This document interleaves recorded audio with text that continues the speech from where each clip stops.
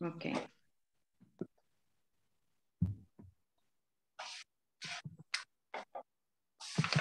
Adelante.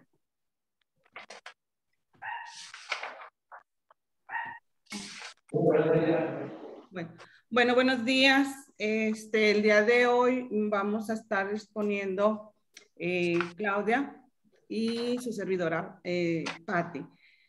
Vamos a iniciar con la invocación al Espíritu Santo, en nombre del Padre, del Hijo y del Espíritu Santo. Amén. Amén.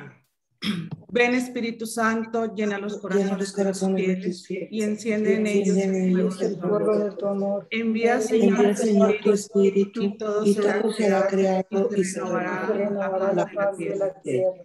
Oh Dios, que has iluminado los corazones de tus fieles con la luz del Espíritu Santo, haznos dóciles a su inspiración para gustar siempre bien y gozar de tus consuelos por Jesucristo nuestro Señor. Amén.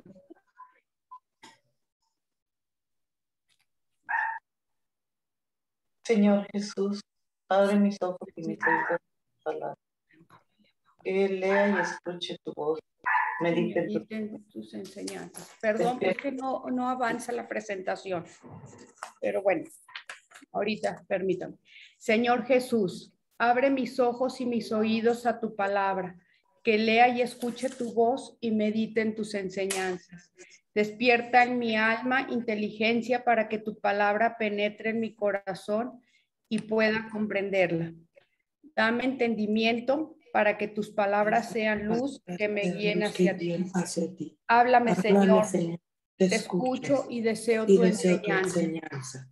Que tu palabra sea vida, gozo, paz y felicidad. Habla, Señor. Tú eres mi Dios y Maestro. Amén. Santa María, Reina de los Apóstoles, ruega por nosotros. Bueno, buenos días a todos.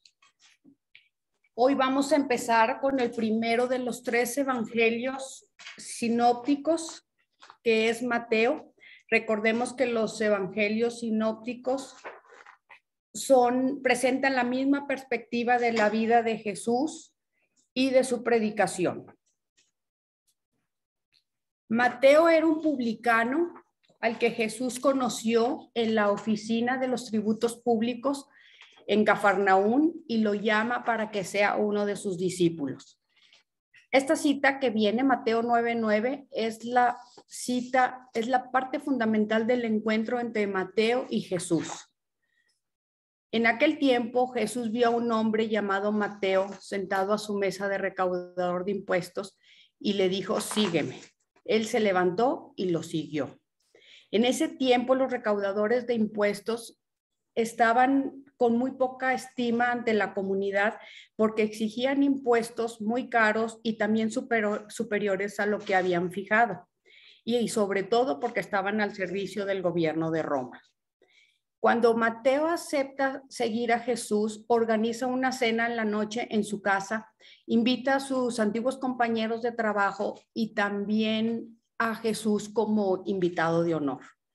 Cuando los fariseos ven eso, le dicen a los discípulos de Jesús, oye, ¿por qué su maestro come con esa gente? Jesús oye y les contesta con esta cita, porque no he venido a llamar a los justos, sino a los pecadores. El Evangelio de Mateo es el primer libro histórico del Nuevo Testamento. Y con él empiezan las buenas noticias, es decir, la buena nueva de nuestro Señor Jesucristo, que nos trae el mensaje de salvación. Mateo nos presenta a Jesús como el rey de Israel y trata en muchas ocasiones el reino de los cielos. Nos presenta a Cristo como el Mesías en quien se cumplen todas las profecías del Antiguo Testamento. Sin embargo, es rechazado por los judíos hasta una muerte de cruz y de este acontecimiento se vale Dios para traer la salvación a todas las naciones. El Evangelio de Mateo, también llamado eclesial o de la iglesia, porque es el único de los 4 evangelios que utiliza la palabra explícitamente eclesia y es considerado en la iglesia de los primeros siglos como el primer catecismo para educar a todos los creyentes. Entre los 4 evangelios, el de Mateo es el más apreciado y empleado por la comunidad cristiana. ¿Cuál era esa comunidad cristiana? Era el nuevo pueblo de Dios, que ofrece una cantidad de temas pastorales ligados a la vida cotidiana y muy significativos para un itinerario de fe, para ser llamados a vivir en el amor fraterno y en el servicio mutuo. Las enseñanzas de Jesús, Maestro, todas las enseñanzas de Jesús como Maestro están reflejadas en ese evangelio y en esas enseñanzas que Mateo nos relata y son el camino seguro para llegar al Padre. Nos advierte que en estas citas bíblicas nos advierten que nos cuidemos de los falsos profetas, de los falsos mesías, porque nos pueden engañar aún a las personas que somos elegidos por Dios. Y también que seamos perfectos como nuestro Padre es perfecto en los cielos. La obra de Mateo se sitúa en la segunda generación cristiana y durante varias épocas, después de la muerte y la resurrección de Jesús, sus seguidores hubo nuevos seguidores y formaron un nuevo grupo llamado Nazarenos Cristianos dentro de la familia religiosa judía. Había fariseos, saduceos, escribas, celotas, esenios y otros. Y todos ellos no tuvieron una convivencia muy fácil, o sea, sí tuvieron varios problemas y estuvieron así hasta el año 70 después de Cristo, cuando ocurre la destrucción del templo entre la guerra de los judíos contra los romanos. Ya de las ruinas materiales y de la crisis espiritual que surgió en ese tiempo, surge un nuevo grupo fariseo que unifica poderosamente la religiosidad bajo un fuerte y normativo judaísmo. Y esto hace que se excluya cualquier pluralidad religiosa o cualquier diversidad religiosa. Esto hace que los cristianos sean rechazados con mayor intensidad y que aparte sean expulsados de la sinagoga y ellos deben de empezar a caminar por su propia cuenta. Mateo escribe principalmente para las comunidades judeocristianas, o sea que son todos los judíos que se han convertido al cristianismo y que viven fuera de Judá, afirmando la continuidad, fuera de Judá y ya con una propia identidad, o sea, ya ellos ya están conscientes de su propia identidad como pueblo elegido, como pueblo creyente. Entonces, afirmando la continuidad y la novedad del mensaje de Jesús. Como la continuidad, porque es en Jesucristo que es el Mesías en quien se cumplen las profecías y se alcanza la perfección de la ley. Y la novedad, porque la buena noticia sobrepasa todas las expectativas. Es decir, toda persona que está en Cristo somos una creación nueva. Ya no estamos sirviendo a la ley antigua que era un escrito, sino que ya estamos en el espíritu y eso es lo nuevo. Ya no estamos en lo anterior, ya somos nuevas personas, nuevas criaturas y eso es lo que hace que reafirma esta cita bíblica que dice, el vino nuevo se echa en odres nuevos. Por eso Mateo cita con frecuencia textos del Antiguo Testamento que se cumplen en muchos acontecimientos de la vida de Jesús, entroncándolo en la genealogía de David y de Abraham, como lo vamos a ver en el primer capítulo. Jesús aprueba los mandatos de la ley judía que había hecho Moisés, pero también los corrige y los lleva a la plenitud proponiendo las bienaventuranzas. ¿Y qué son las bienaventuranzas? No son otra cosa más que el reflejo de la imagen de Cristo y es como Cristo quiere que nosotros seamos. Después de la muerte y de la resurrección, Jesús deja su enseñanza como mandamientos a sus discípulos, de tal manera que la propagación de la buena noticia para todo el mundo se abre para todas las naciones. Ya en vez de la circuncisión se instaura el bautismo como signo y realidad de pertenencia al nuevo pueblo de Dios. Es como una reentrada a la tierra prometida, porque Dios va a empezar una nueva historia con Israel. ¿Alguna duda hasta aquí? Bueno, sigue mi compañera Patti, continúa ella. Bueno, continuando con este libro del Evangelio de Mateo, vamos a pasar a los antecedentes de este libro. Nos dice que la tradición de la iglesia atribuye este evangelio como el primer evangelio. El Evangelio de Mateo es considerado como el primero. Mateo significa regalo de Dios. ¿Y quién era Mateo? Mateo era un judío, también conocido con el nombre de Leví, e hijo de Alfeo. Él, bueno, ya se comentó que era un publicano, era un cobrador de impuestos para el gobierno romano. ¿Qué significaba esto? Que pues no, por esta oficio o posición de Mateo, a lo que se dedicaba, pues no era bien visto por la gente, porque aparte de cobrarles los impuestos, sabían que se quedaba con 1% de todo lo que él recaudaba. Entonces, pues no fue una persona que haya sido bien vista porque Jesús lo llamó, pero ya lo vimos en la cita bíblica, ¿verdad? En la que hace un momento nos menciona Claudia, dice. Entonces fue un hombre al cual Jesús invitó a ser discípulo suyo. Cuando estaba estando Mateo en la ventanilla de los impuestos, pasa el Señor Jesús y lo miró y le dijo, sígueme. O sea, Jesús lo único que hace es decirle, sígueme. Con esa palabra, pues yo creo que encerró muchas cosas porque Mateo deja todo. Así como a nosotros nos invita, sígueme, pues debemos dejar todo en su momento, ¿verdad? Porque pues Él es el camino. Entonces, probablemente Mateo así sintió ese llamado, dejó todo lo que estaba haciendo y se fue tras del Señor Jesús hasta siempre. Más tarde, bueno, después de ser su discípulo, más tarde fue invitado a ser uno de los apóstoles. Mateo forma parte de los 12 apóstoles. Él acepta esto y pues convive con Jesús, por lo que se da como un testigo directo de los hechos que se narran en su evangelio, o sea, convive con Jesús. ¿Dónde inicia su apostolado? Su apostolado inicia en Judá, junto a los otros apóstoles. Luego predica en Etiopía, en África, donde se dice que ahí fue martirizado. Sus restos se encuentran en la Catedral de Salerno, en Italia. Dice, y bueno, sus escritos son directos hacia los judíos.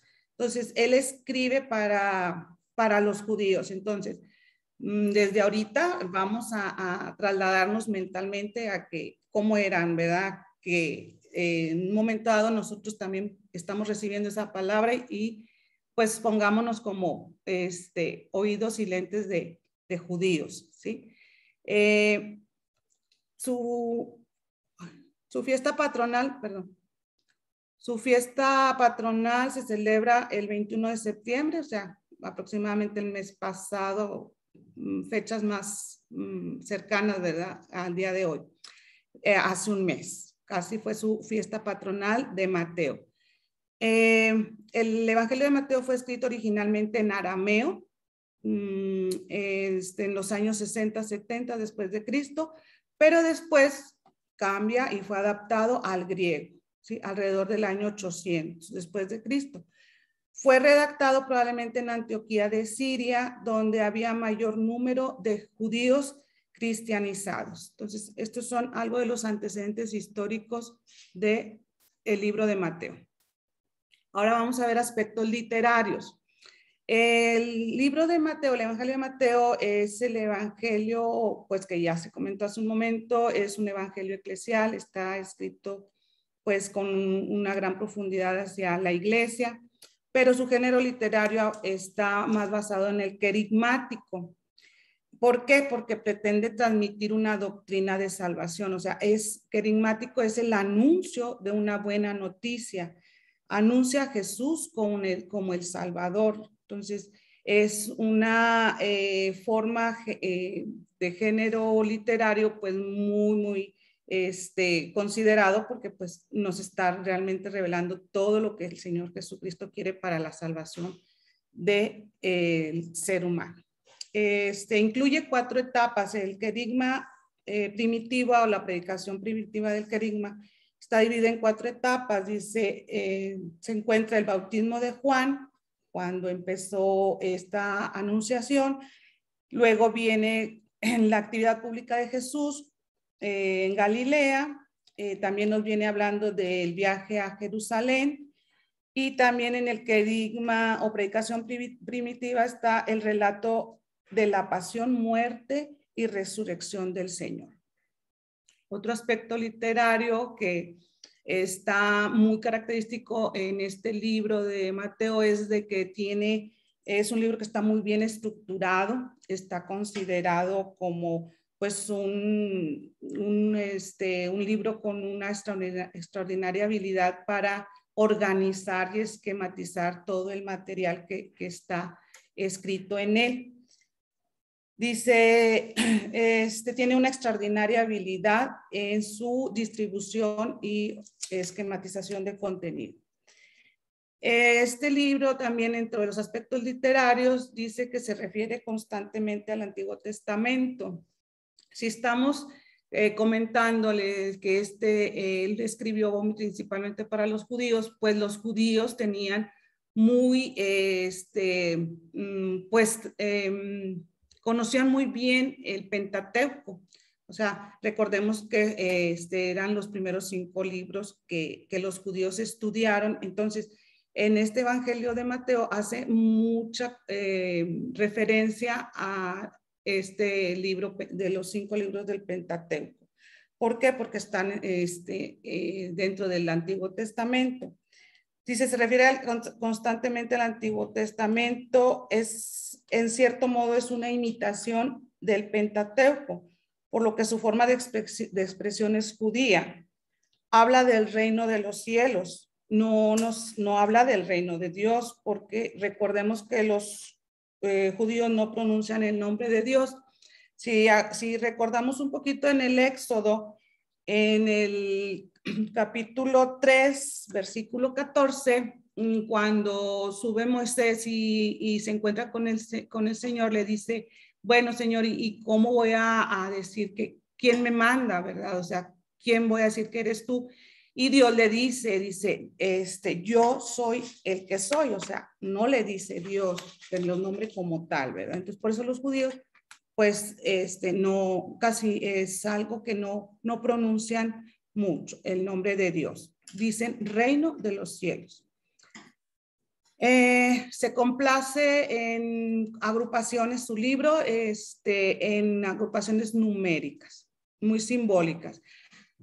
Recordemos que el número 7 para ellos es un número de perfección. Entonces, habla ahí de 7 peticiones del Padre Nuestro, 7 parábolas, 7 panes, 7 cestos.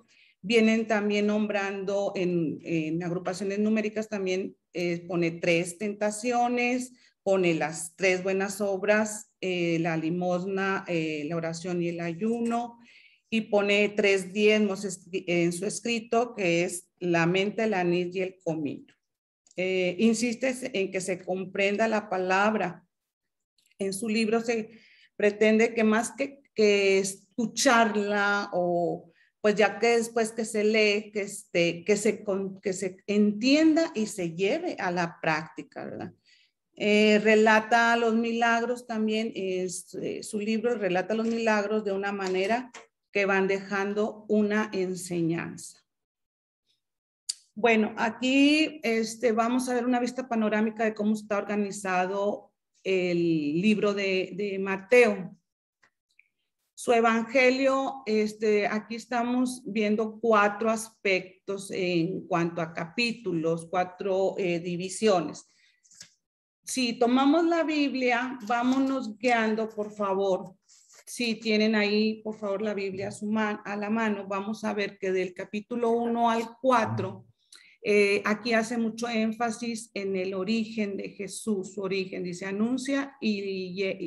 es el anuncio y la llegada del rey.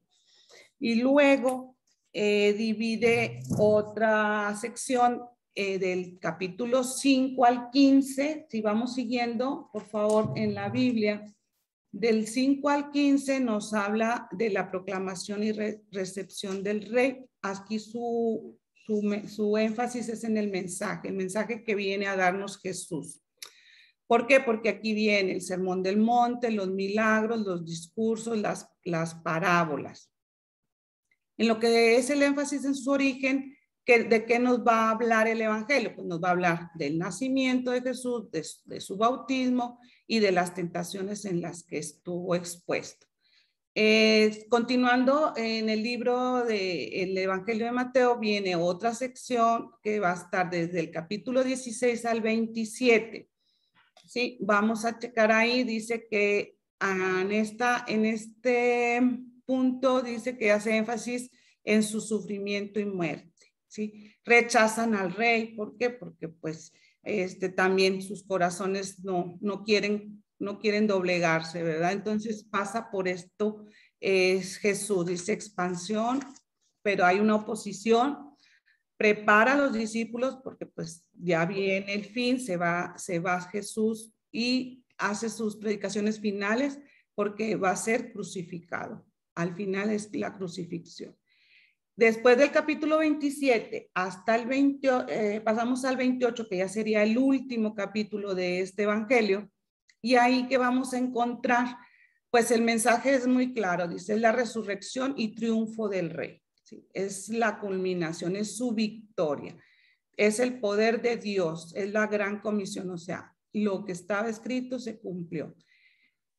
Ahora, ¿qué pasa con el rey? Dice su identidad, el rey, en los primeros capítulos, el rey prometido a Israel, o sea, estamos haciendo la referencia de que ahora sí estamos conociendo al rey que desde el pueblo de Israel se les venía anunciando, pero que ahorita en este evangelio, vamos a encontrar que ya es rey, es la culminación de su presentación, ¿verdad? Y su destino, pues su destino al final de los capítulos, pues que fue la crucifixión. ¿Qué le pasa al rey? Pues que lo crucifica, ¿sí? ¿Qué alcance tiene? Pues en los primeros va a enseñar, ¿sí? Su misión es la enseñanza a las multitudes de la palabra de Dios, pero cuando él ya no está entre el pueblo, pues antes de irse queda la enseñanza a los 12 apóstoles para que vayan y anuncien también su evangelio. ¿Dónde se da todo esto? Se da en lugares como Belén, en Nazaret. Recuerden que su nacimiento fue en Belén. Luego él se traslada a Nazaret. Luego hace sus predicaciones en Galilea.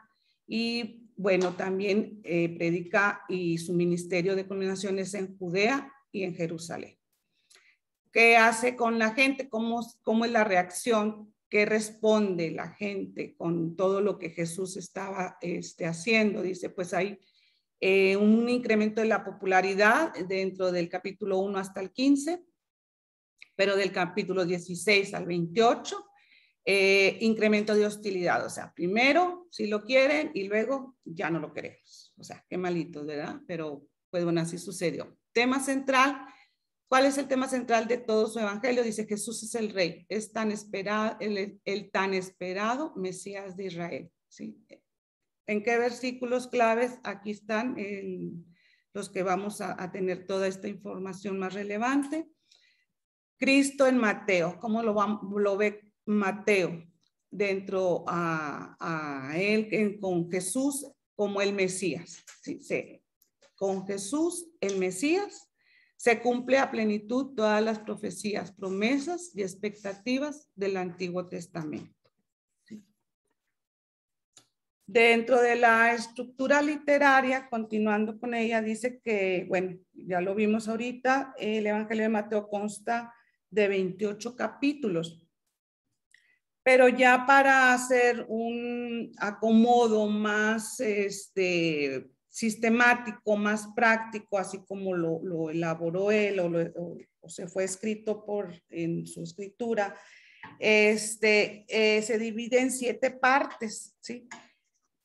Pero la parte central viene a ser un paralelo del Pentateuco. Recordemos que está hablando a los judíos y que los judíos tenían bien estudiado la ley de Moisés, pero bueno, Mateo trata de hacer un comparativo así y así de esta manera presenta su evangelio. Entonces, en la primera sección, en la primera parte de su división de su evangelio, vamos a encontrar que está anunciándonos todo lo que pasó Jesús en su infancia. Luego viene en la última, pues también nos menciona, pues en la primera el nacimiento y en su última sección, que es la séptima, nos da con la muerte, pasión y resurrección de Jesús.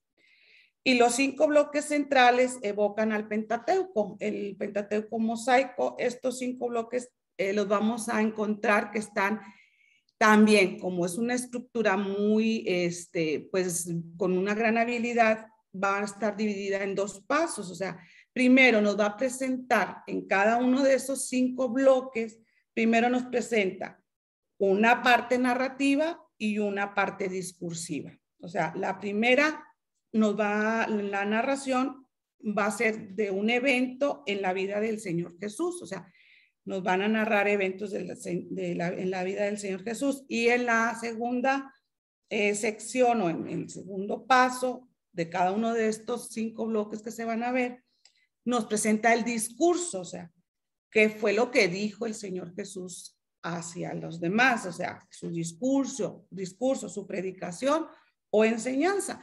Y pues que se va a valer de sermones, se va a valer de, bueno, su forma de hablar y de dar el mensaje va a ser a través de sermones, a través de parábolas, a través de ejemplos de la vida diaria. Entonces aquí vamos a ver que en este esquema vamos a encontrar que están representados los 5 sermones. ¿Sí? Viene a ser una de sus partes discursivas. El primero es el Sermón del Monte y en él va a enseñarnos, va a darnos el mensaje de las bienaventuranzas y las exigencias del reino. O sea, el segundo sermón es el sermón misionero, misión de los discípulos como la de su maestro. O sea, el tercer sermón es las parábolas, ahí nos va a dar a conocer las características del reino. Un cuarto sermón que va a dar Jesús, que es el sermón eclesial, es disciplina, orden y convivencia en la iglesia. Y por último, el sermón escatológico. Aquí nos va a dejar las enseñanzas sobre la vigilancia. Pasamos a la estructura. Aquí, por favor, vamos a hacerlo de manera participativa. ¿Les parece? De las personas que estamos ahorita, ¿quién me puede ayudar? Vamos a empezar con la estructura que ya les comenté que está dividido en 7, ¿sí?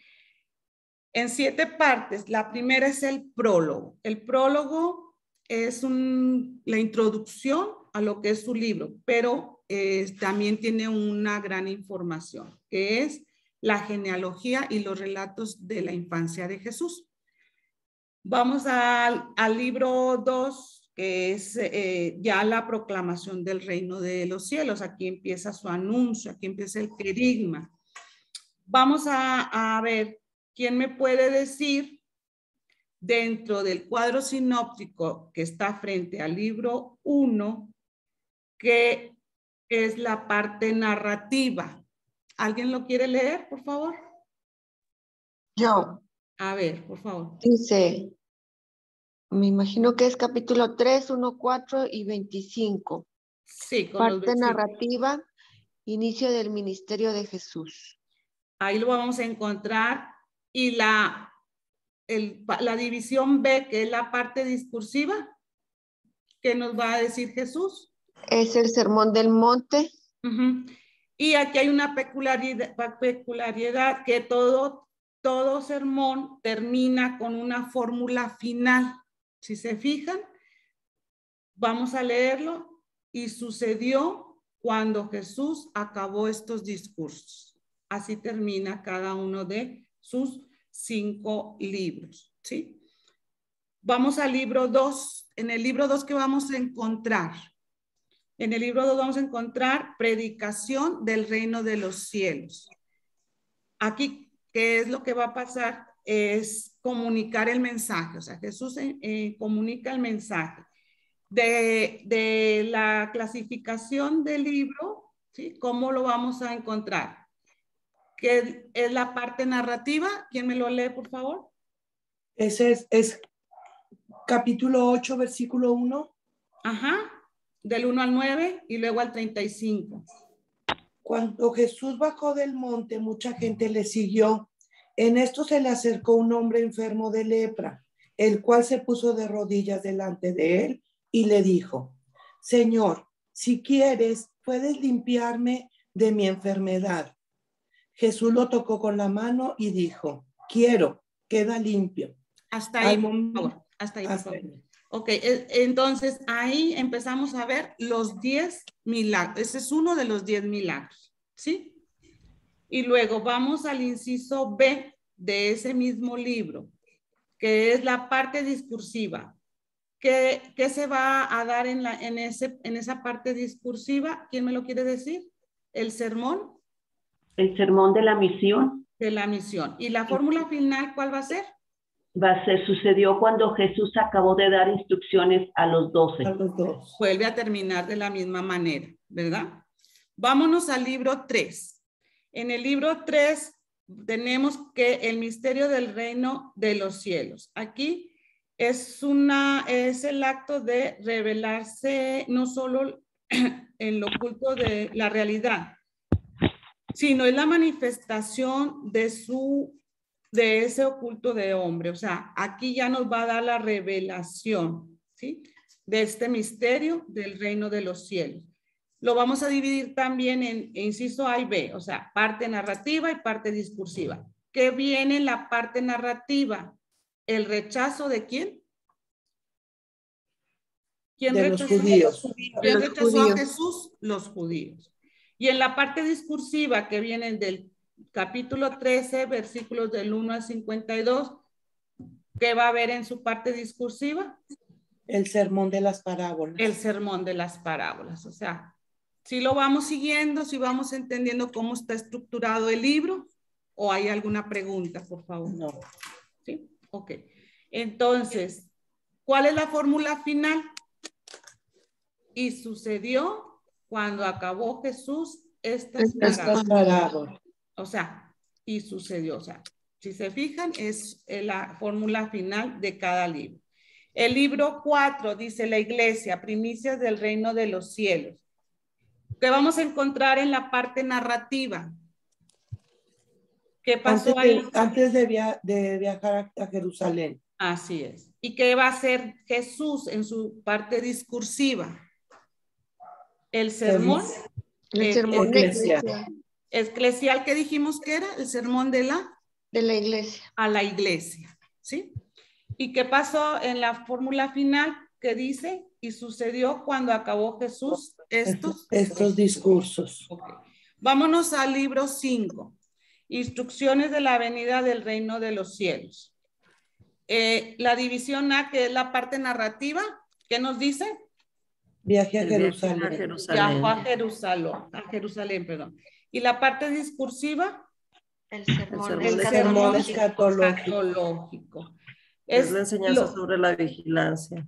Es todo, es lo último, todo aquello que le va a suceder, es el fin, ¿verdad? Todos, ¿y qué pasó en la fórmula final?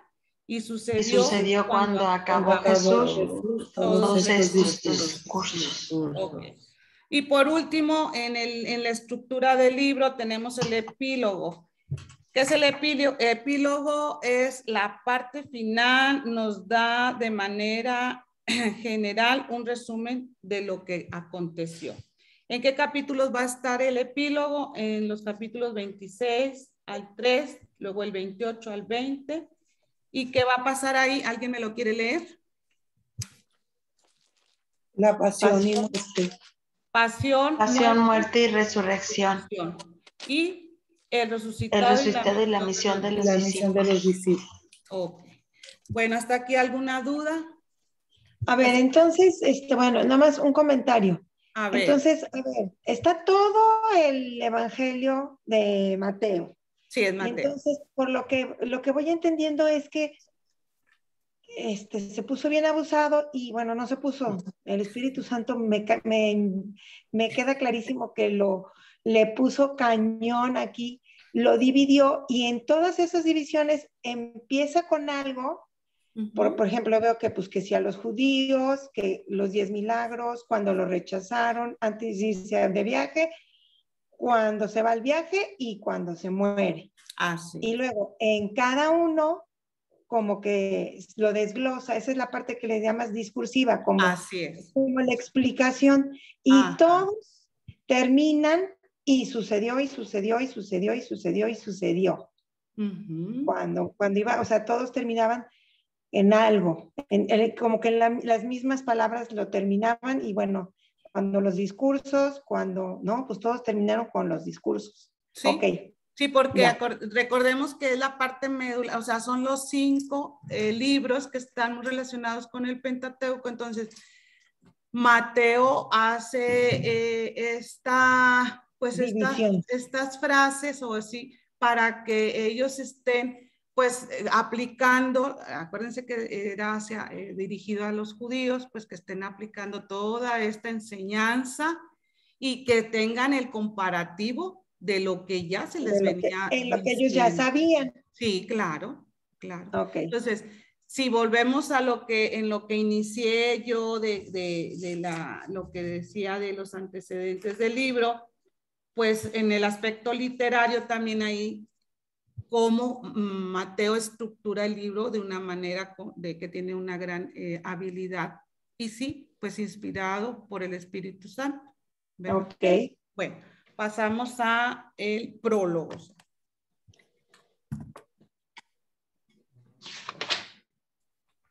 Bueno, continuamos con la primera parte de la división de Mateo, de los libros, y es el prólogo. El prólogo en él está contenido el capítulo 1 y el capítulo 2 del Evangelio de Mateo. Vamos a empezar con la parte primera del primer capítulo, de los versículos del 1 al 17, y ahí es donde viene la genealogía de Jesús. Mateo empieza este capítulo. Algunos empiezan como la genealogía de Jesús, otros como los antepasados de Jesús y otros como la genealogía de Jesús, Mesías, hijo de Dios, hijo de David, hijo de Abraham. Mateo nos anticipa quién es Jesús de Nazaret. Su genealogía se ha ido gestando a lo largo de toda la historia de Israel y es en él en quien se llega a la plenitud. Como hijo de David, es el Mesías anunciado por los profetas y esperado por el pueblo judío. Y como hijo de Abraham, es la fuente de bendición para todas las naciones. Es con Jesucristo con quien empieza una nueva creación que es obra del Espíritu Santo. En este texto aparecen también se menciona de una manera insólita la historia de 4 mujeres, además de María. Es Tamar, Rahab, Ruth y Betsabé, que las que las 4 tuvieron y vivieron una maternidad de una manera y en condiciones un poquito irregulares. Vamos a recordar que Tamar, esto ya lo vimos en el Antiguo Testamento, Tamar era la nuera de Judá y también Judá fue el papá de los gemelos de Tamar, tuvo 2 gemelos con él. Rahab era la prostituta que vivía en Jericó y ayudó a los espías israelitos en la conquista de la tierra prometida y fue la madre de Boz. Ahora, Ruth era moabita y se casa con Boz. Y vienen siendo Boz y Ruth vienen siendo los tatarabuelos del rey David. Después, Betsabé aparece en la historia con el rey David. Ella era esposa de Urías, pero al quedar viuda, tiene un hijo con el rey David, que viene siendo el rey Salomón. Es nada más para ver cómo va la línea de la genealogía de Jesús, por dónde viene, por dónde llega. O sea, ahí en el primer capítulo no lo podemos leer todo porque sí está un poquito largo, pero sí lo pueden checar y ver así cómo va la genealogía. Y sobre todo es para demostrar la línea davídica por donde viene Jesús, ¿verdad? O sea, ya llegamos hasta el rey Salomón y ya de ahí en adelante pues vienen las siguientes generaciones. Ya sabemos que estas mujeres, pues bueno, estudiando su vida, pues vimos que no fue a la mejor la más ejemplar, pero fueron una parte muy importante en la genealogía de Jesús. Y con esto se confirma que la buena noticia tiene un aspecto universal. Mateo divide las generaciones en serie de 14. Son primero 14 generaciones desde Abraham hasta David. Y esos son 14. Y 14 porque 7 y 7 son 14 y ya saben que para los judíos el 14 era un número el 7 era un número de perfección. Entonces, primeras 14 generaciones de Abraham a David y luego de David esas son 14 y luego de David hasta la primera deportación a Babilonia son otras 14 y después desde la deportación de Babilonia hasta el nacimiento de Jesús son las otras 14. Y esto lo hace para demostrar que en Jesús ha llegado la plenitud de todos los tiempos y es en donde se cumplen las promesas de Dios, donde cumple Dios las promesas a su pueblo y a todas las personas. Vamos a ver la segunda parte del prólogo, que es la segunda parte del capítulo 1, que es versículo del 18 al 25, y viene el nacimiento de Jesús. María estaba prometida a José y antes de vivir juntos resultó que había concebido por obra del Espíritu Santo. José, al darle el nombre a Jesús, que significa Dios con nosotros, Dios salva, asumió sobre él la función paterna, el compromiso de introducirlo a la vida humana y lo incorporó legalmente al linaje davídico y a todos los derechos de la promesa. Jesús era hijo de David, hijo de Abraham, pero también era el hijo de Dios. Entonces el origen de Jesús es al mismo tiempo humano y divino. El Emanuel, que significa Dios con nosotros, ha entrado a nuestra historia por la intervención de 3 factores muy importantes, que es el poder del Espíritu Santo, el consentimiento de la Virgen María y la paternidad legal de José. Y todo esto no se hubiera hecho si ellos no hubieran aceptado, ¿verdad?, hacer las cosas, sobre todo José y María. Y este acontecimiento vino a cambiar el destino de toda la humanidad, así como la existencia y el corazón de todas las personas que hemos acogido la fe, que nos hemos abrazado a la fe y la hemos aceptado. Ahora vamos al capítulo 2. Es la primera parte, la adoración de los magos, versículo del 1 al 12. La adoración de los magos representa a los pueblos paganos, que significa que la salvación no está reservada exclusivamente para el pueblo judío o al pueblo elegido, sino que es para todas las naciones. Jesús es desde su nacimiento un signo de contradicción. ¿Por qué? porque los judíos lo rechazaron representados en Herodes y los magos lo adoraron representando a todos los pueblos paganos. Entonces, son precisamente los paganos los que lo declaran y lo reconocen como rey de los judíos en el pesebre y en la cruz. Y este tema se ve a lo largo de todo el Evangelio de Mateo, el rechazo del Mesías por parte de los judíos. Y del mismo modo que la estrella guió a los magos, así también la luz del resucitado nos acompaña a nosotros y acompaña a los apóstoles en su misión. ¿Y cuál era su misión? Proclamar el Evangelio todos los días hasta el fin del mundo. Es decir, ¿perdón? Es decir, que la gracia y el amor de Dios está con nosotros siempre. Ahora vamos a ver la segunda parte del capítulo 2, que es del versículo 13 al versículo 23, y nos habla de la huida de Egipto, de la matanza de los inocentes y que Jesús se va a Nazaret. Y esto es muy interesante porque esto es un paralelo que hace Mateo entre el inicio de la vida de Jesús en los primeros capítulos y en paralelo o en comparación con el Antiguo Testamento tocando algunos temas sobre Moisés y sobre el Éxodo. Vamos a ver esa comparativa. Dice, Jesús y el pueblo de Israel. Jesús se va a Egipto bajo José. Se va porque el ángel del Señor le avisa en sueños a José que Herodes quiere matar al niño y que se vayan a Egipto. Entonces vamos a ver acá en el pueblo de Israel en el Antiguo Testamento. Dice, va a Egipto bajo José, pero es bajo José el soñador. Hay que recordar que José el soñador era hijo de Jacob. Entonces el pueblo de Israel se va a Egipto porque en Canaán donde vivían hubo mucha escasez y mucha sequía. Entonces se van a Egipto. Luego dice acá con Jesús, permanece en Egipto. Pues permanece Jesús, María y José ahí hasta que el ángel les avisara que podían salir de ahí, mientras tenían que permanecer en Egipto.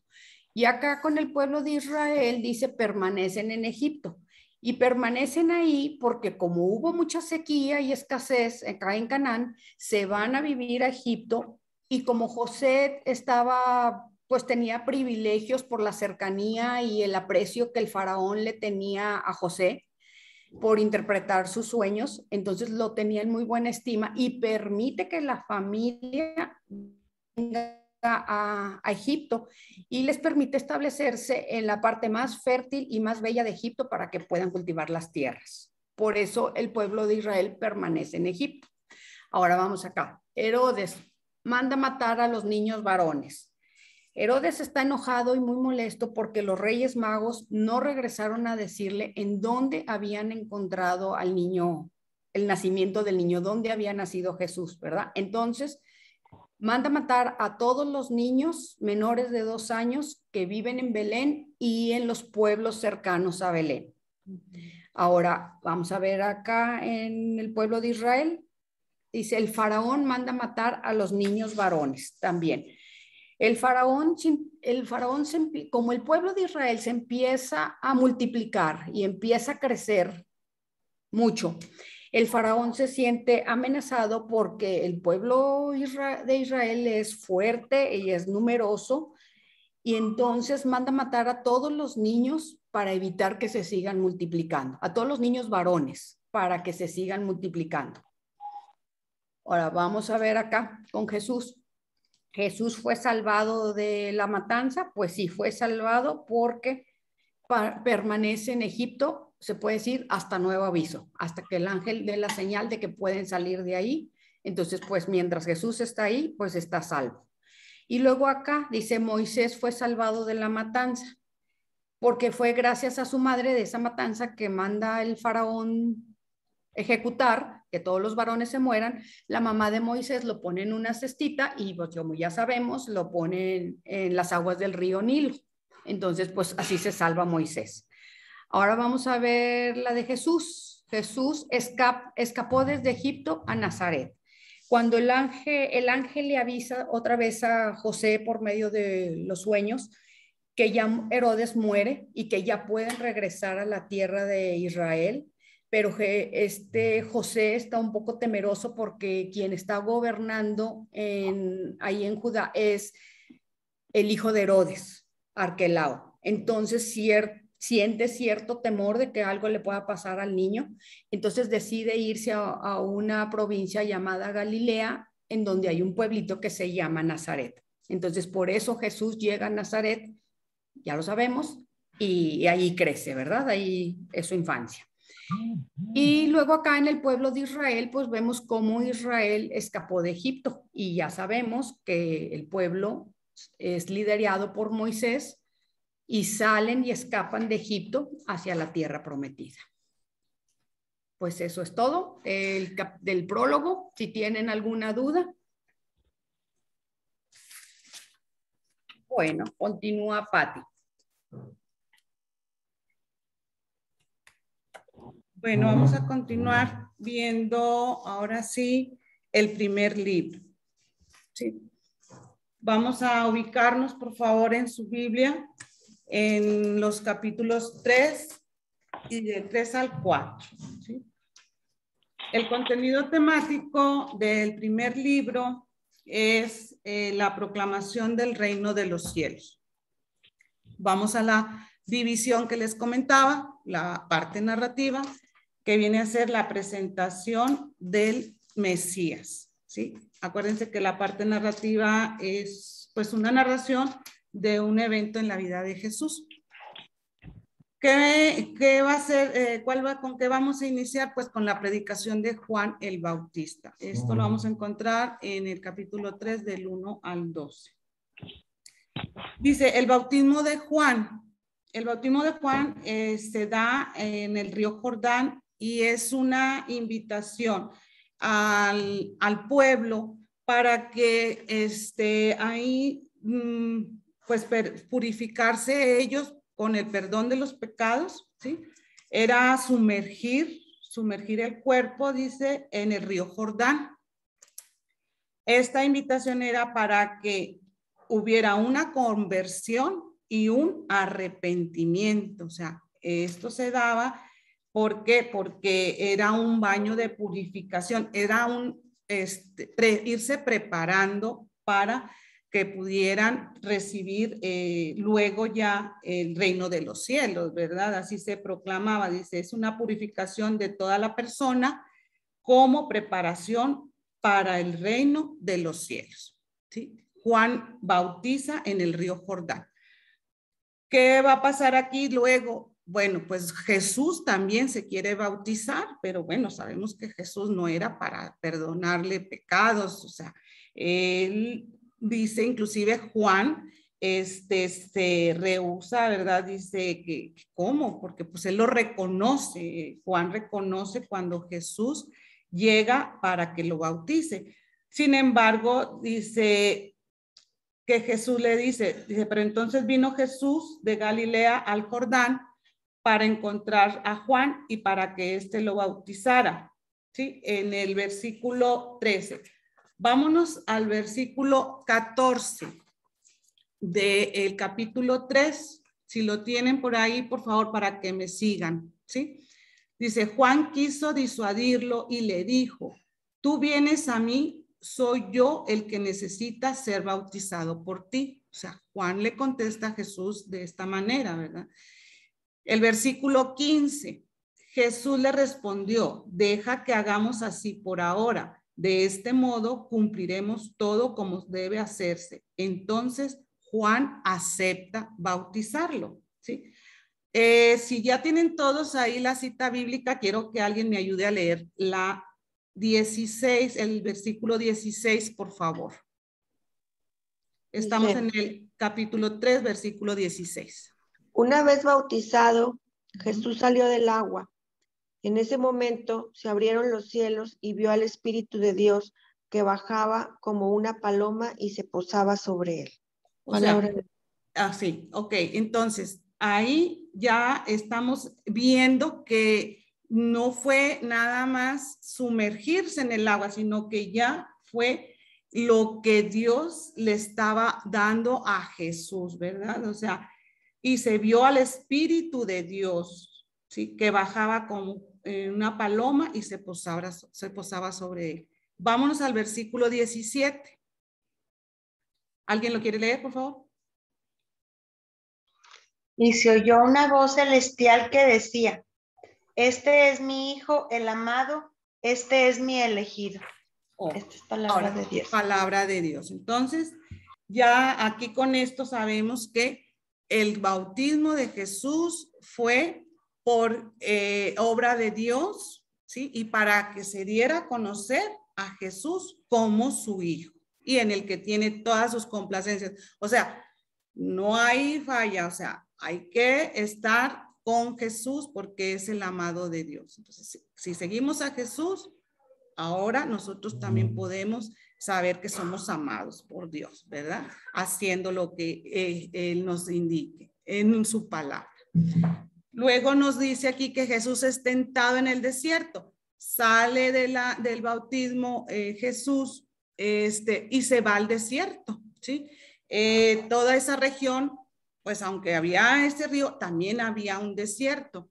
Y se pone a prueba la afirmación anterior, o sea, vienen las tentaciones, ¿sí? Y aquí el diablo quiere que, a ver, si realmente te dijo Dios que eres su hijo amado, vamos a probarlo, ¿sí? Y quiero que me ayuden a leer, por favor, en Mateo 4, el versículo 3, por favor. Entonces, no puedo leerlo. Okay. Perdón, entonces se le acercó el tentador y le dijo: si eres hijo de Dios, ordena que estas piedras se conviertan en pan. Palabra de Dios. Ok, ¿y qué contestó Jesús? El versículo 4. Pero Jesús le respondió, dice la Escritura, el hombre no vive solamente de pan, sino de toda palabra que sale de la boca de Dios. ¿Sí? Entonces, por ahí no fue, ¿verdad? Fue una tentación y la rechazó. Vámonos al versículo 5, segunda tentación. ¿Quién lo quiere leer? ¿En qué versículo? Es el 5. Capítulo 4, versículo 5. Después de esto, el diablo lo llevó a la ciudad santa y lo puso en la parte más alta del templo. Y le dijo, si eres hijo de Dios, tírate de aquí para abajo, puesto que la Escritura dice, Dios ordenará a sus ángeles que te lleven en sus manos para que tus pies no tropiecen en piedra alguna. El 7, Jesús replicó. Jesús replicó, dice también la Escritura, no tentarás al Señor tu Dios. Ok, vuelve a reafirmar, Dios está conmigo, no me vas a tentar, ¿verdad? O sea, recordemos que todo esto se dio cuando Jesús, después del bautismo que tuvo Jesús. Vamos a la otra tentación, versículo 8. Yo lo leo. Finalmente, el diablo lo llevó a un cerro muy alto y mostrándole todos los países del mundo y la grandeza de ellos, le dijo, yo te daré todo esto si te arrodillas y me adoras. Jesús le contestó, vete, Satanás, porque la Escritura dice, adora al Señor tu Dios y sírvele solo a Él. Entonces el diablo se apartó de Jesús y unos ángeles acudieron a servirle. Palabra de Dios. Palabra de Dios, ¿sí? Dice, entonces, al fin, ya, se va el diablo y ¿quién viene? Ya se acercan los ángeles a servirle. ¿Por qué? Porque al principio, pues el Espíritu condujo a Jesús al desierto para que fuera tentado. ¿Y cuántos días pasó ahí? Dice, y después de estar sin comer 40 días y 40 noches, pues Jesús sintió hambre, ¿verdad? Jesús estaba en ayuno, ¿verdad? En oración, 40 días y 40 noches. Entonces ahí quiere aprovechar el diablo para presentarle estas tentaciones, pero Jesús está puesto a prueba, pero resiste porque Dios está con él. Y al final, bueno, dice en ese versículo 11, que entonces lo deja el diablo, se retira, no pudo, y vienen los ángeles a servirle, ¿sí? Siguiente proclamación del reino de los cielos, en su parte narrativa dice que Jesús llama a los primeros 4 discípulos, los hermanos Simón, Pedro y Andrés, y los hermanos Santiago y Juan. Entonces, ¿qué pasó aquí? Bueno, ya después de pasar las tentaciones, Jesús camina a orillas del mar de Galilea y ve a unos pescadores, y estos pescadores pues son hermanos, y Jesús los llamó: síganme y yo los haré pescadores de hombres, ¿sí? Y al instante lo dejaron todo y lo siguieron, ¿sí? Entonces aquí ya empieza su caminar de Jesús, y va a empezar a llamar a discípulos para que lo acompañen y vayan pues tomando sus mensajes y puedan empezar también ellos a compartir el evangelio. Dice, Jesús empezó a recorrer toda la Galilea, enseñaba en las sinagogas de los judíos y curaba a los enfermos y proclamaba la buena nueva del reino de Dios o de los cielos, y ahí empieza a seguirlo mucha gente, ¿sí? Hasta aquí vamos bien, o sea, es la proclamación del reino de Dios y en su parte narrativa, presentación del Mesías, ¿sí? Ya empezamos vida pública de Jesús. Muy bien. Ok. Bueno, aquí es una imagen, pues está muy bonita, ¿verdad? O sea, aquí vemos a Jesús y ya la gente está acercándose, queriendo escuchar su mensaje, su palabra. Seguimos en la misma, vamos ahora a la parte discursiva. Terminamos la parte narrativa del primer libro, ¿sí? Vamos a la parte discursiva. Empiezan los discursos. En esta parte discursiva vamos a encontrar que hay una predicación de Jesús que viene a ser una enseñanza, ¿verdad? Y su primer discurso, que está considerado como uno de los más importantes, es el Sermón del Monte.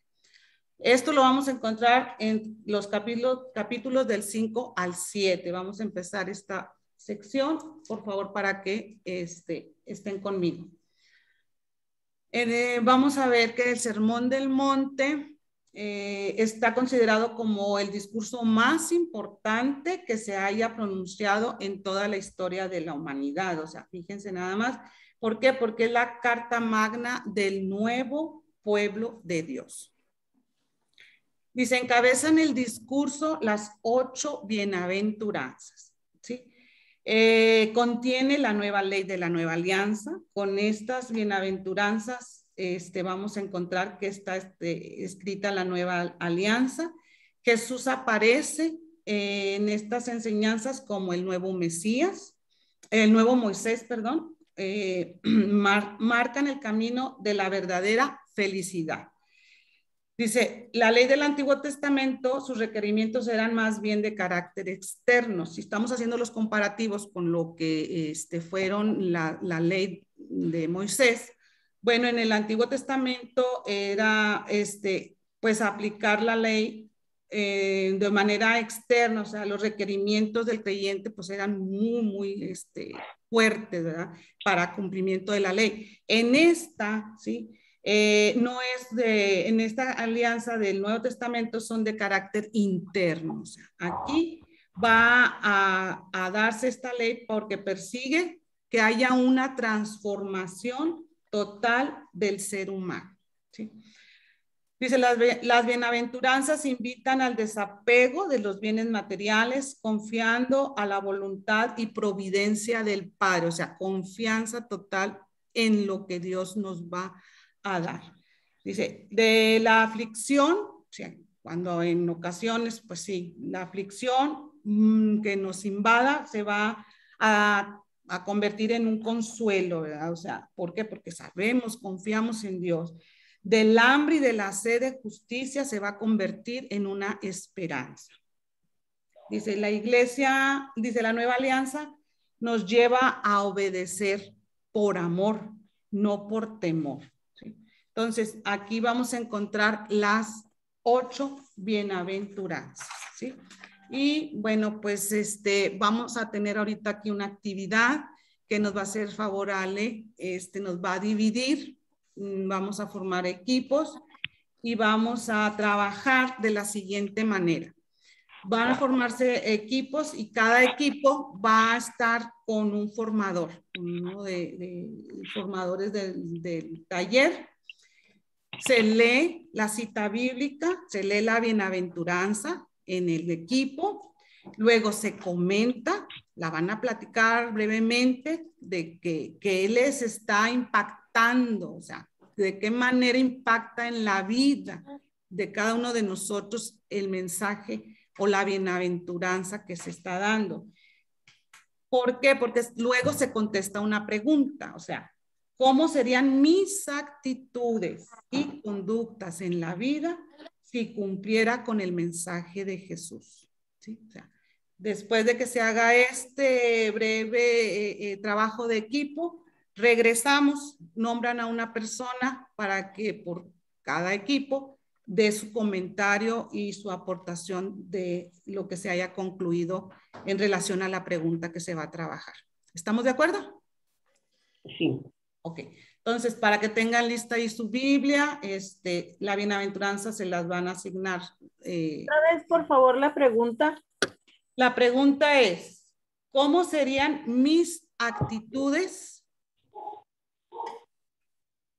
¿Sí? Y conductas en la vida, ¿sí? Si cumpliera con el mensaje de Jesús.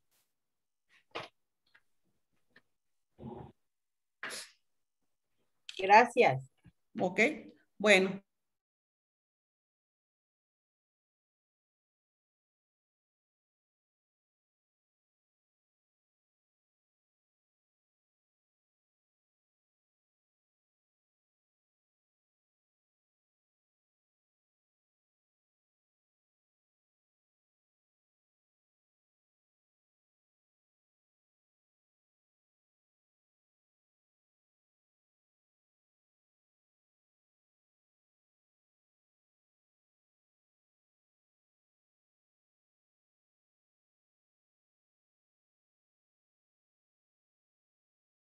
De acuerdo a cada trabajo que se hizo en equipo, de acuerdo a la bienaventuranza que les haya tocado. Empezamos con la primera bienaventuranza, la de Mateo 5:3. Felices los que tienen alma de pobres, porque ellos les pertenece el reino de los cielos. Hola, buenos días. Acá soy Hilda. Buenos días. A nosotros, a nuestro equipito, nos tocó la primera bienaventuranza, que es la de ser pobres de espíritu. Y lo primero que vimos es que en las bienaventuranzas, dos de ellas se hacen ya presentes. Los demás todos dicen y alcanzará o llegará. Todos son en futuro. Pero en esta bienaventuranza nos habla del presente, que nos dice, quien es pobre de espíritu, está ya en vamos a ver, textualmente dice, porque de ellos es el reino de los cielos, que utiliza la palabra es, o sea, ya presente. Entonces hay que ver qué es ser pobre de espíritu. Entonces, ser pobre. El ser pobre quiere decir que necesitas, tienes una necesidad de algo. Entonces, traduciéndolo aquí a la palabra, es si tú eres pobre es porque necesitas y tienes hambre, tienes sed de Dios. Y si tú tienes hambre, cuando empiezas a recibir y tienes la oportunidad, siempre agradece. Un pobre siempre es agradecido, ¿sí? Un pobre también siempre está en la lucha, todos los días. Todo el día está luchando porque él necesita tener, ¿verdad? Un pobre es solidario, porque él sabe que hay algunas otras personas que tampoco lo tienen como tú. Entonces también es ser solidario con nuestros hermanos. Un pobre solidario. Él tiene humildad y sabe aceptar la ayuda cuando la necesita y también sacia su ego. Entonces, en la pregunta que nos hacían de cómo serían mis actitudes y mis conductas en la vida para cumplir, si yo cumpliera con el mensaje del Señor, pues es eso, es tenerlo presente, es todos los días tener esa sed de Él, de tener la sed de su palabra, de estar en sus manos, de poner nuestra vida en sus manos, que nuestras actitudes y nuestros hechos encaminados para agradarlo a Él y para estar bien con Él, y que no nos olvidemos de siempre tener esa sed de aprender, de estar junto con Él para agradar, pero no nada más nosotros, sino ser solidarios con nuestros hermanos y ayudarnos unos con otros para todos ir en el mismo camino. Ok, muy bien. Muchas gracias. El equipo 2, la bienaventuranza 5:4, felices los afligidos porque serán consolados. Sí, Sandra. Ya. Sí, dice, dichosos los afligidos porque Dios los consolará. Aquí nosotros comentamos que a veces la vida es un caminar con sufrimientos, con tristezas, a veces con caminos difíciles, o sea, alguna enfermedad, alguna situación difícil en nuestra vida, y tenemos, o sea, la certeza de que Dios siempre va a estar con nosotros. Ya sea, podemos estar en oración con Él, sabemos que Él como quiera, o sea, si tenemos alguna tristeza, alguna dificultad o algo, pues en ese momento, pues Él sabe por qué nos tocó vivir así, pero que Él siempre va a estar con nosotros. Entonces, tener la certeza que Él siempre va a estar con nosotros y no nos va a dejar y estamos en sus manos. Ok, hay una sensibilidad al bien, ¿verdad? Ayudados por eso mismo, porque estamos escuchando su palabra y poder estar haciendo las cosas como reflejo de Él, ¿verdad? Así es. Ok. Gracias. A ti, gracias, qué amable. La siguiente, Mateo 5:5. Felices los pacientes porque recibirán la tierra en herencia. ¿De quién es? Clara. ¿De Clarita? ¿Quién va a participar? Ninguna se animó a participar. Estoy dándoles un segundito a ver si... y si no, pues entonces yo lo hago por todas. Sí, claro. ¿No? Sí, Lucy, gracias. ¿no? ¿De plano no? Bueno, en el equipo tuvimos un par de participaciones un poquito sensibles, en donde se están viviendo situaciones complicadas y entonces nos toca felices los pacientes porque recibirán la tierra en herencia, y en otras Biblias dice felices los humildes porque recibirán la tierra en herencia. Entonces, más que nada platicamos en cómo en un momento así, en donde hay que ver por la necesidad del otro, practicar esta paciencia y practicar esta humildad y anteponer a la otra persona a lo que nos está sucediendo a nosotros es muy importante. Básicamente, y en resumen, eso fue. Son situaciones diferentes, pero en ambas se ha tenido que ver por el otro, o ha debido de haber una resignación por lo que está sucediendo y una aceptación.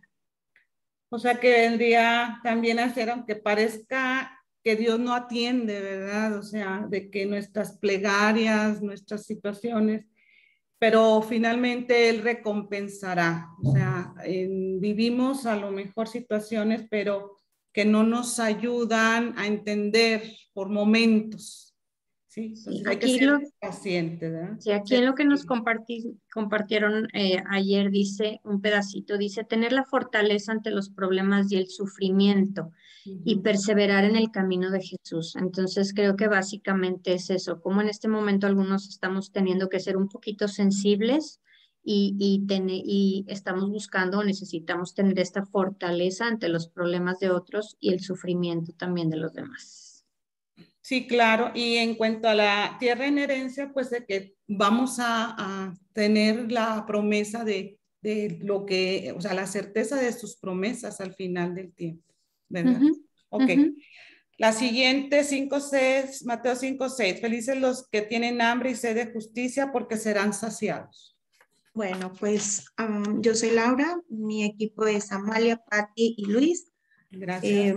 quedamos en un común acuerdo. Luis nos ayudó un poquito entre todas también a, primero, más que todo, analizamos nuestra cita. Sí. Y hambre y sed los unimos a que tenemos el hambre y la voluntad de Dios, que la aceptamos como tal. Tenemos sed de esa agua que Dios es quien que nos la emana, que nos alimentamos de ella. Entonces, quedamos en común acuerdo de cómo son nuestras actitudes. Si nosotros nos alimentamos de nuestro Señor, que es muy de diferentes maneras, tanto la misa diaria, la Eucaristía, obras de misericordia, nos alimentamos también de la lectura de la palabra de Dios, pues bueno, nuestras actitudes y nuestras conductas, nos apegamos a esta cita, es que la justicia es aceptamos esa voluntad de Dios. Vamos a vivir con una paz, con una tranquilidad en el corazón, viendo siempre y aceptando la voluntad de Él. Y bueno, pues acercando, más que todo, siguiendo el ejemplo que Jesús nos enseñó. Acercándonos a ese ejemplo es como vamos a obtener esa paz, esa tranquilidad. Y bueno, pues es lo que nos tocó en este versículo. Muy bien. Aquí también pudiéramos tratar de que hay que confiar, la confianza en Dios, ¿verdad? O sea, ¿por qué? Porque Él es el que nos va a dar esa justicia que viene de Él y que se recibe a través también de nuestro perdón, o sea, que nos ha perdonado, ¿sí? Al confiar en Él hemos recibido el perdón que viene de Él. ¿Por qué? Porque también pues hay que ser obedientes, ¿sí? Y de esa manera seremos saciados con la justicia de Él. Siguiente, muchas gracias. La de Mateo 5:7. Felices los misericordiosos porque obtendrán misericordia. Buenos días. Bueno, Nosotros analizamos que esa parte se refiere a que hay que dar amor al prójimo sin juzgar a los demás, con humildad, como Jesús y María, y acompañando a los demás, escuchándolos y apoyándolos, no solo de palabras, sino también de obra. Y que hay que ayudar a las personas en lo personal y lo privado, que no sea como que señalando a las personas, sino que ni exponerlas, sino que buscando pues expresar la misericordia de Dios al ayudar al prójimo. muy bien. Gracias. Pasamos a la siguiente. Felices los que tienen el corazón puro porque verán a Dios. Mateo 5:8. Nosotros, nuestro equipo, llegamos a la conclusión que es en el día a día sabernos que pues no tenemos desgraciadamente nuestro corazón limpio por el pecado, ¿verdad? Que a veces fallamos en el día a día y estar nosotros más conscientes de que mediante el sacramento de la confesión nosotros podemos ir y limpiarnos y estar en la lucha diaria para una conversión, que esa conversión implica pues tener nuestro corazón limpio y estar pues ahora sí que al pendiente de las acechanzas del demonio, como dice la oración de San Miguel Arcángel, para tratar de tener siempre limpio nuestro corazón. Muy bien, entonces conversión diaria es muy importante, ¿verdad? Estar al día. Vamos a la siguiente, la séptima, Mateo 5:9. Felices los que trabajan por la paz porque serán llamados hijos de Dios.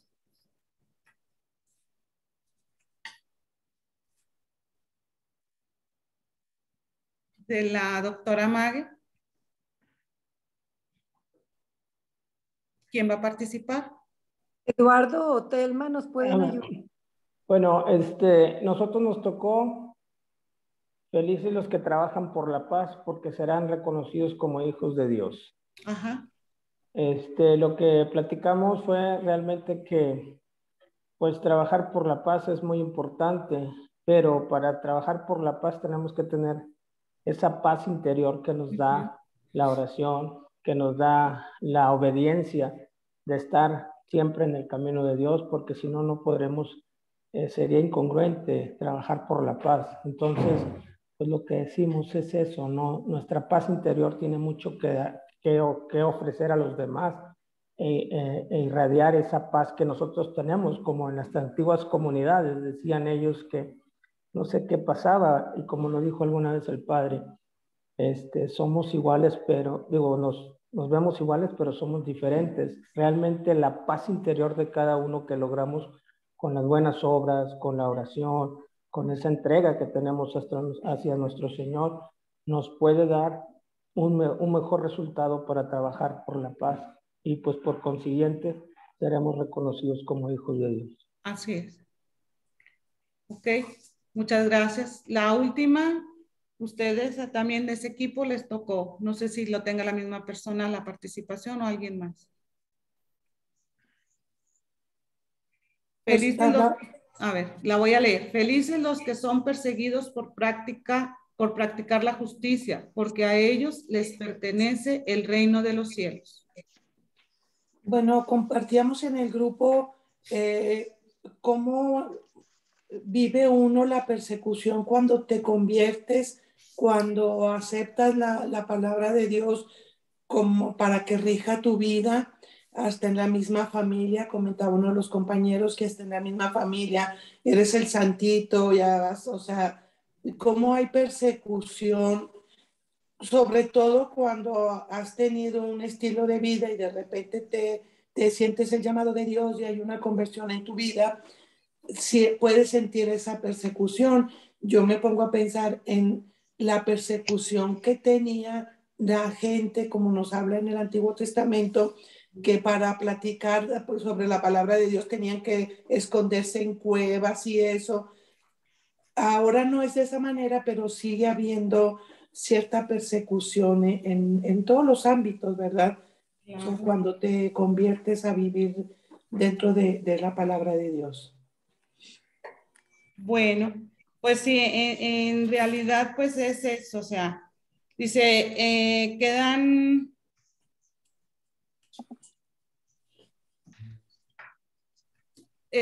como conclusión, bueno, vamos a ver que la bienaventuranza viene a ser felicidad, ¿verdad? O sea, es lo que representa felicidad, entonces son felices, pero viene aquí una frase bien importante o una exclamación bien importante que dice, feliz tú Israel, o sea, si nos vamos al tiempo del Antiguo Testamento, ¿a quién le revela Dios su palabra? Al pueblo de Israel. Entonces, si este evangelio tiene mucho de dirigido o está hacia el pueblo, hacia los judíos, pues qué felices, pero estamos nosotros también sintiendo esa felicidad porque estamos recibiendo la palabra de Dios directamente, o sea, porque a ti te ha confiado Dios sus palabras.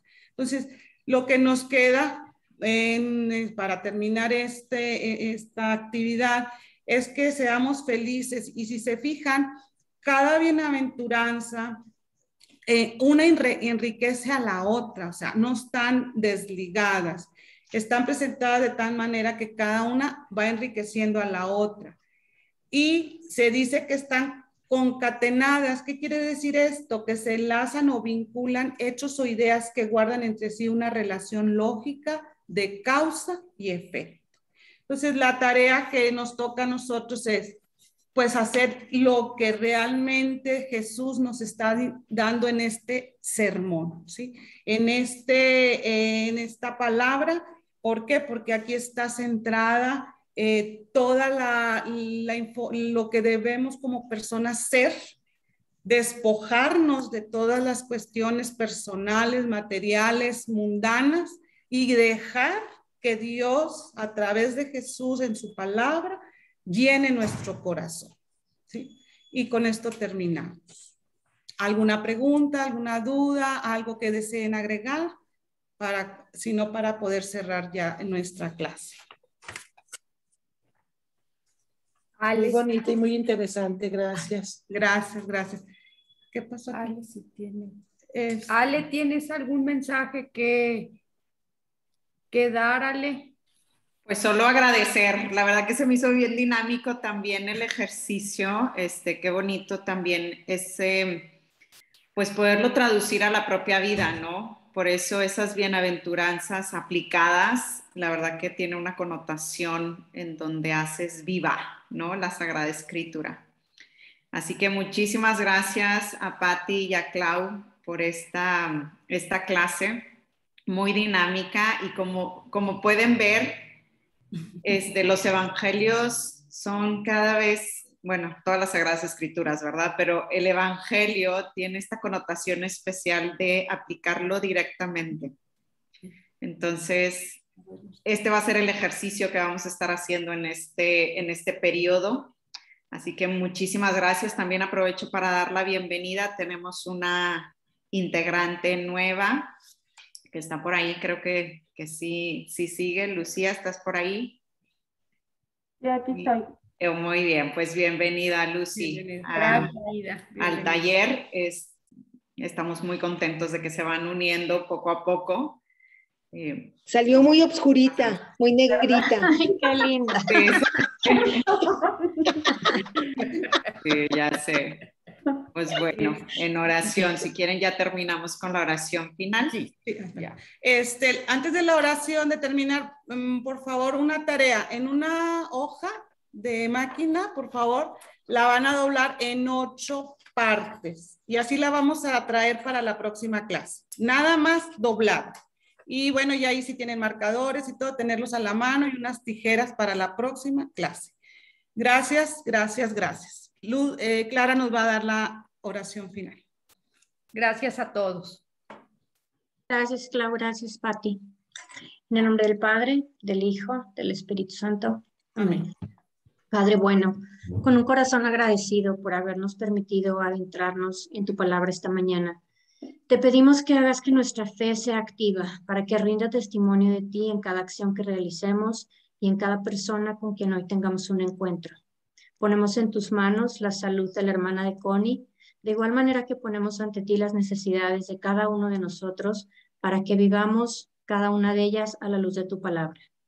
Y si me acompañan, por favor, Dios te salve María, llena eres de gracia, el Señor es contigo. Bendita tú eres entre todas las mujeres y bendito es el fruto de tu vientre Jesús. Santa María, Madre de Dios, ruega por nosotros los pecadores, ahora y en la hora de nuestra muerte. Amén. Santa María, Reina de los Apóstoles, ruega por nosotros. Muchas gracias, chicas. De nada, nos vemos la próxima semana. Primero Dios, vamos a continuar con el Evangelio de Mateo.